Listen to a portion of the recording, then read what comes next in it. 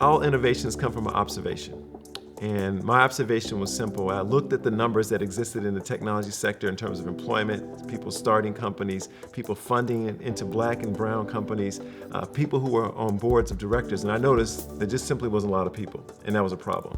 I looked at my student body and I noticed it wasn't enough people. So I started to actually go visit high schools, and I noticed in the classes, the accounting classes, the technology-related classes, even if it was a majority minority school population, in many cases, those classes simply did not have Black or Latinx students who were taking them. And it just struck me that the problem existed earlier than I thought. And how could we solve that? How could we create a demand in these individuals so they felt like those are the classes and that's the pathway I want to get excited about, and normalize that? The Future Leaders Initiative was created as a way to do this, to reach into the high schools, to start with them even younger, to get them excited so that this becomes something that they have passion for. And ideally that means they show up at my door here at the university and we take care of them. And ideally that means when we pass them off into society, they're prepared, they're hungry, they're ambitious. And we see more individuals from Black and Latinx communities in the technology spaces, starting companies, receiving funding, being on boards of directors. We have a pretty big vision for this. We're thinking about this over the next 10 years and how we'll really change the pipeline of talent that is flowing through these communities and into these sectors. How we designed this program was to give them a wide range of skill sets and knowledge for them to be prepared not only to plan for the future today, but also to execute in the future. So sessions including leadership development, where they learn more about themselves and others, their strengths, learning how to give effective feedback and receive feedback, strategic simulations where they ran organizations for half a day where they had to make critical decisions around hiring, moving talent around, all those critical decisions. Me and my colleague Deanna, at the start of the program, walked the students through an assessment called the Clifton Strengths Assessment, and it allowed them to learn what their top 5 skills are, what their talents are, in an ordered way. And so we gave them this foundational information about themselves that we hoped would be useful as they navigated through the rest of the curriculum, making some decisions, kind of working in teams and understanding how to leverage the individual strengths of all the different people on a team. So that's what we tried to do in our programming here. My most favorite experience of this program was what we did the first day when we were going over our strengths and our weaknesses, and how people normally say to fix your weaknesses, but instead the speaker was saying to apply to our strengths more. I think that was really interesting, and I try to do it more in my life now. Understanding our selection process of the people that we choose to bring on our team and the people we choose to bring with us in our journey of life is actually more important than we may realize, because ultimately we have to really use our strengths and our weaknesses to create something better. And if our selection process doesn't create a bridge between our weaknesses to someone else's strengths, we might find ourselves in a position that we've got people that are maybe too similar to us, and we're not necessarily working together. Maybe we're working in circles. This is the analytical version of understanding a flowchart. So we actually lost about a minute plus in some of the ums and the fumbling and giving the mic back. And I shouldn't have taken the mic when I did, but we didn't really know who was gonna go next. So I think that that's personally why, but that comes back to we didn't have a system to follow, and that's because we had a lot of really good ideas that we brought to the team, and not enough people were willing to step into their strengths, even when, like, I could have done something different. Everybody could have executed their own strengths just a little bit differently, and we would have had 1,000% different outcome. Because as far as I'm concerned, we are as capable as everybody in those other groups, and all of us are capable of speaking and presenting at that same level. So I think it just really comes down to organization and structure. We then moved into the next session where we discussed things around venture capital and entrepreneurship, innovation. How do you go from idea to startup? How do you understand funding? So, giving them the tools in case in the future they ever want to become an entrepreneur or a venture capitalist. How do you do that? I really have so much certainty around the belief that the future stars of our world will be the entrepreneurs who are disrupting and innovating. It's not going to be driven by beauty. It's not going to be driven by wealth.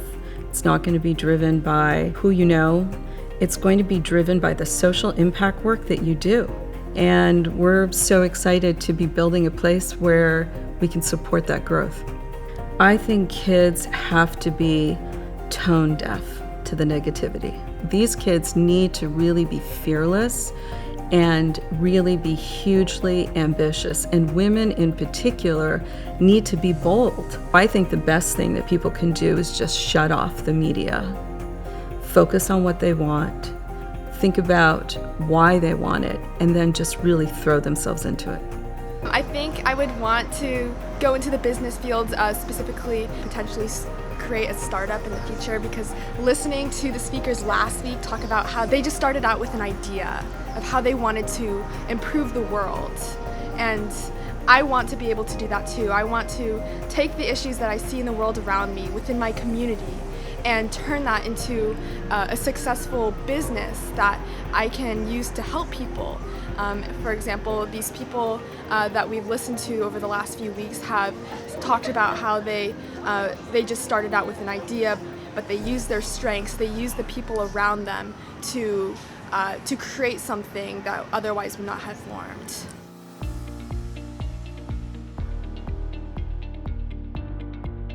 Then we went on to learning more about finance and understanding basics around financial acumen, budgeting, and different opportunities. We had a tremendous opportunity to have them visit PIMCO, one of the world's largest investors, and understand how investment management occurs at a global scale. I initially didn't know much about PIMCO. I knew that it was like a huge financial institution and they were one of the dominating companies in their industry, but I had no idea what to expect. And I didn't know until I pulled up and I saw the huge building, and I was like so impressed because I've never been in something of that size or been touring like a company that's so high in their industry, and I thought it was really cool and a really awesome opportunity that I got to experience that. Today has been an amazing day. I've enjoyed learning about financial literacy, hearing from the speakers and how they've taken advantage of the opportunities that they've had and used them to excel into the business and the leadership field has been very inspirational to me. PIMCO was really fascinating, not only the office, but like everything they're doing. They're such a global, worldwide brand. And the office actually in specific, like it was breathtaking. It was like so modern, so new. The room that we were sitting in was like huge, and it was like really breathtaking to think about all the CEOs and executives that they manage that have sat in the room. And it really helped me feel like, wow, I'm like sitting in the place that so many great minds, so many important people have graced. And it was like a really important experience that I feel like I'll carry on later in life, just because I've been fortunate enough to have the opportunity to go to these amazing places.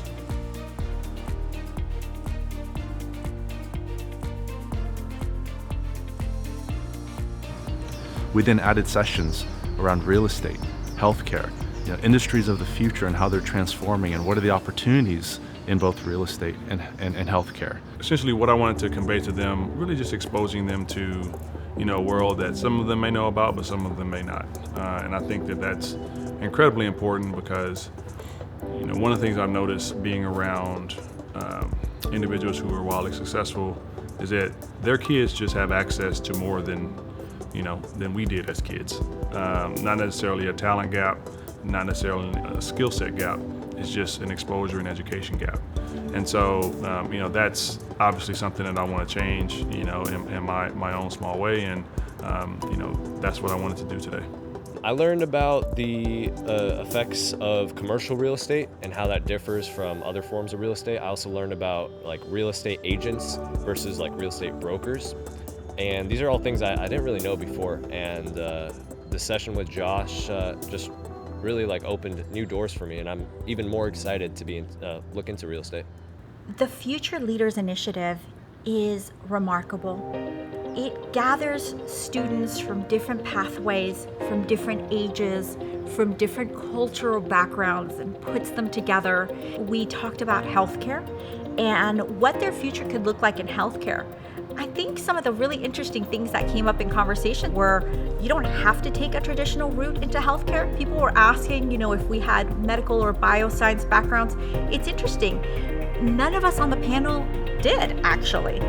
We all came from different paths, different studies, and I think it shows the diversity of healthcare in a way that you don't oftentimes think of healthcare, because you think of nurses, you think of doctors, and the rest is sort of unspoken. We're all operating behind the scenes. We brought some of that behind the scenes forward to show these students that, you know what, you can do a lot of different things in healthcare. You can start a nutritional line like I did. You can be a consultant. You can be a spokesperson. You aren't limited to a hospital setting. You're not limited to a clinical setting, though you can. And even there's room for innovation. Even there's room for really bright minds to come in and disrupt those sectors. They got a nice diversity through our panel, and everybody sharing their stories. All of us have different cultural backgrounds, and I think it shows you what a melting pot healthcare is. Don't fear change. If I could just give a piece of advice, I would say change is our friend, and the one thing we're going to be able to count on moving forward is change. So even though change is scary, especially if you're like me and you moved around a lot when you were young and you didn't have that stability, and consistency sounds amazing, the truth of the matter is that opportunity in business is when there's massive change happening. So for example, because of COVID, massive change is now happening in the healthcare industry. Because of technology, massive change is happening. And what I would say is, because we were kids that were moved around, we actually understand change better than anybody else. We're actually really good at it. When we understand that, we can embrace that, we can ride the wave, and we actually can become the people that lead the change. And that is what separates, I think, the leaders from the followers. And we should take our background and utilize that and pay it forward. Use it. Take what you were given, take what circumstance you were born into, and fuel it as an advantage and move it forward. And one thing I learned is that we shouldn't really be miserable doing a job. We could always switch up. There was many mentors that were talking that they were doing medical and then they switched to business, after 3 years. So it's okay to mess up, you can always bounce back. So. And then today, which is our last day, it's really about bringing everything together and really thinking about how do you design your own personal development journey for the future. So really thinking about, what are the steps? How do I take all the insights and the tools that I've learned today and start to design, my own personal development journey, my own career. And we're having our team from our career services team, which is coming in and really helping them to design their journey to build that out. These 5 weeks have been super interesting and it's really engaging overall, and it was definitely a surprise from what I was expecting. I didn't expect this level of connections and the speakers that they're getting in. It's really incredible.